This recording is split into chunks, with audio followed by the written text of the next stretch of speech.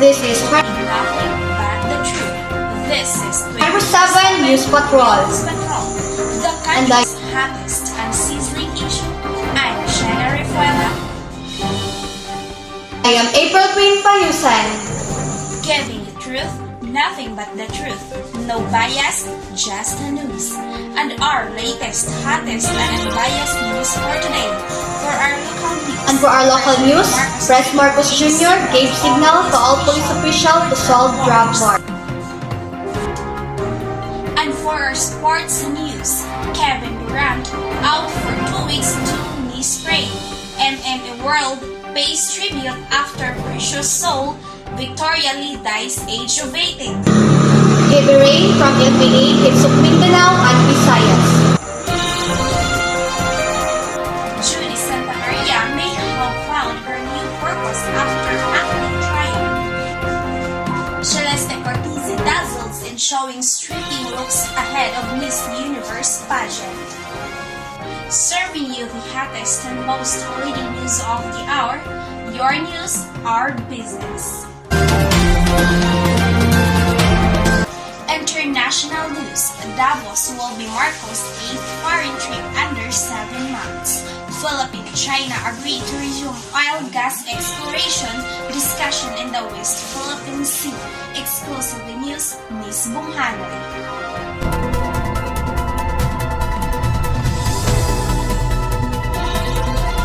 Philippine-China agreed to resume oil and gas exploration talks in West Philippine Sea.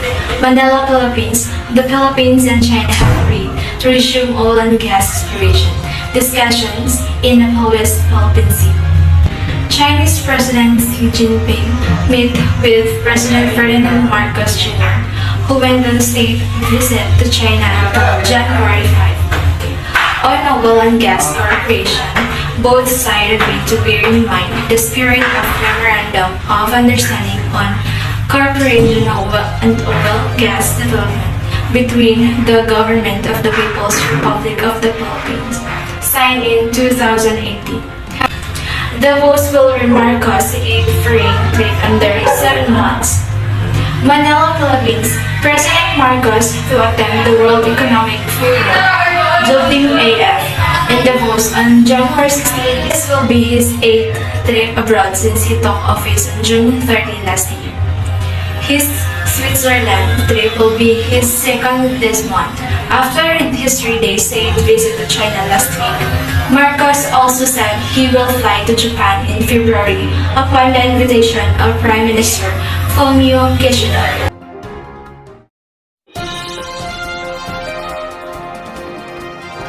Pres Marcos Jr. gave signal to all police officials to solve drug wars.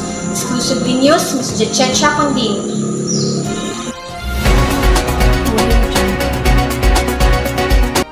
Ferdinand Marcos Jr. revealed he greenlighted the call for courtesy of police officials of those who might be involved in illegal drugs.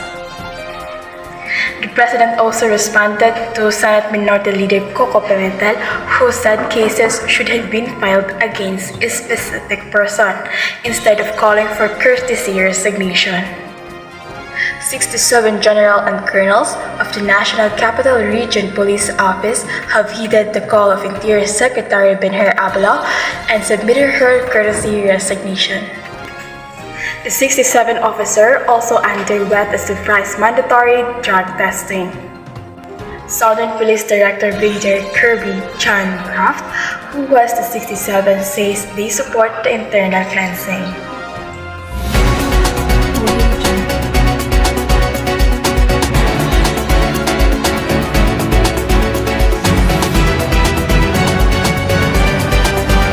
Sports news, Kevin Durant out for 2 weeks to knee sprain.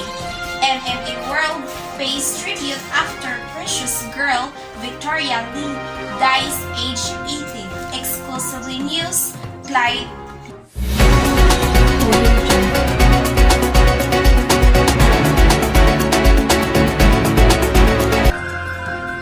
NBA, Kevin Durant out for 2 weeks because of 2 knee sprain.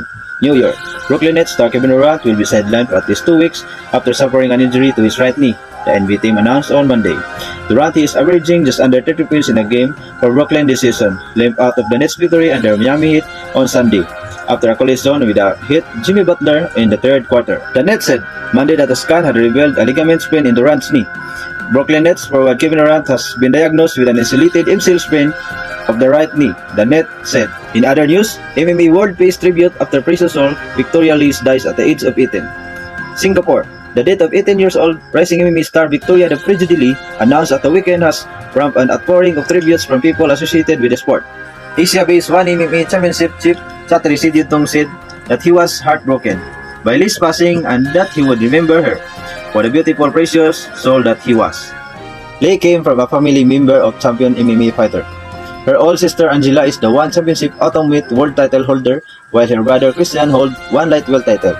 I first met Victoria when she was 11 years old. I watched her blossom over the years as a martial art artist and a human being, Sidyutong wrote on his Facebook page on Sunday. News of the truth and accuracy from a News Republic team. We are hoping everyone is in good condition and also hoping you have a great day. This is Clyde Hermoso, News.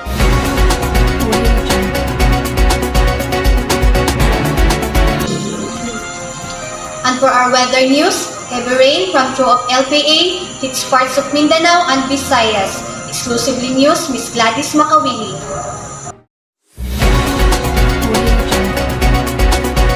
Eastern Visayas and Metro Caraga are seeing the heaviest rainfall from the through of the low pressure area on Monday, January 9, Manila, Philippines. The true of extension of low pressure area LPA outside the Philippines area of responsibility in causing the rainy Monday, January 9 in parts of Mindanao and Visayas. The LPA was 635 kilometers east-southeast of General Santos City. Early Monday, the Philippine Atmospheric, Geophysical, and Astronomical Services Administration (PAGASA) warned in its 11 a.m. advisory that through of LPA and outside part, its route to continue to affect several regions.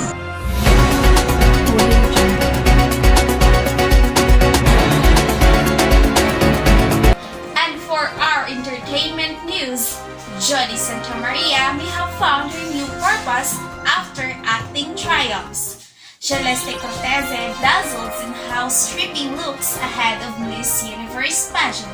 For our news, Marcel Jimenez.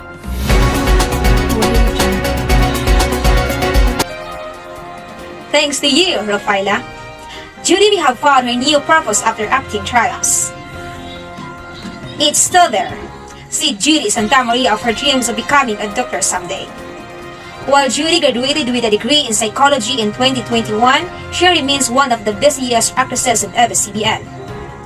I know that when God puts a dream in your heart, it's always with intention to fulfill it. This happened to me last year when I graduated, see Judy, who was a consistent Dean's Lister in school. Psychology can be considered a pre-med course. If you are not going to pursue medicine, you can be a therapist or counselor, or you can pursue higher studies like a master's or PhD. I realize that this is possible even if you have work. You do it once a week, from 8 a.m. to 5 p.m. You can also be an instructor. You just need to take education units, she explained.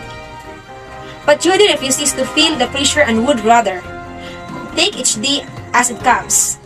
She recently won Best Actress at the 2022 Asian Academy Creative Awards for her performance in drama series, The Broken Mary's Vow.